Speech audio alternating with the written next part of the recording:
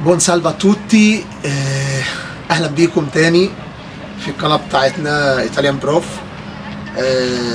طبعا الفتره اللي فاتت كانت صعبه شويه، رخمه شويه، على مليانه حاجات، على في حاجات حلوه حصلت، في حاجات وحشه حصلت. بعدت شويه عن القناه، بس ما نسيتكوش، يعني ما نسيتكوش. دايما فكري ازاي اطور في الحاجه اللي موجوده، وازاي اقدر اعلم بطريقه كرياتيفيتي اكتر، بطريقه فيها هدوء شويه، نركز اكتر على الكونفرساتسيون بطريقه مباشره. الحمد لله انا عرفت اعمل تراجواردو حلو قوي.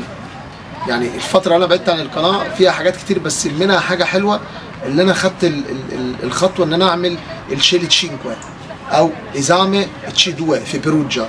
ده يعتبر اعلى ليفل في اللغه الايطاليه، ومن اعلى جامعه، لان عندنا سيينا وعندنا بيروجا، هما الاثنين معترف بيهم عالميا، لكن سيينا بتبقى اخف شويه، اسهل شويه.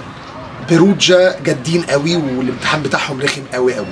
فالحمد لله عملت تشي دوا تشيلي تشينكوا، والحمد لله عديته ومعايا الشهاده. فانا دلوقتي بعرف ايطالي ليفيلو تشي دوا اوفيتشالي riconosciuto dall'Università di Perugia, ودي حبيت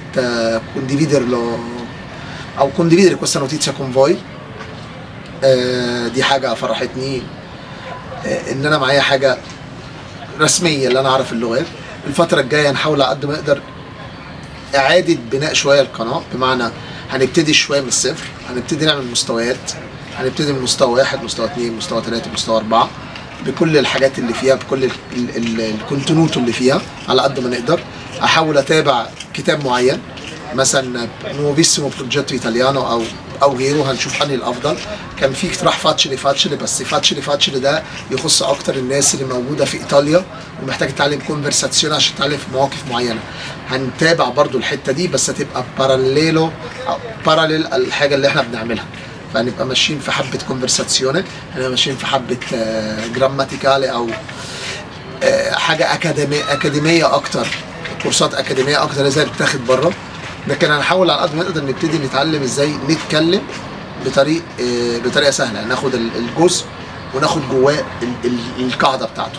هتلاقي في كذا حاجه ماشيه مع بعض، وكل واحد يختار اللي هو اسهل ليه او الافضل ليه. يا رب ما كنتش بعدت او عنكم، وتكونوا لسه عندكم التشوق انك تتعلموا، عشان عندي فوليا o tanta energia da spendere per insegnarvi un po' di italiano o darvi un po' di quello che conosco io. Grazie mille، مستنيكم قريب جدا، استنوا الفيديو الجديد، وarrivederci.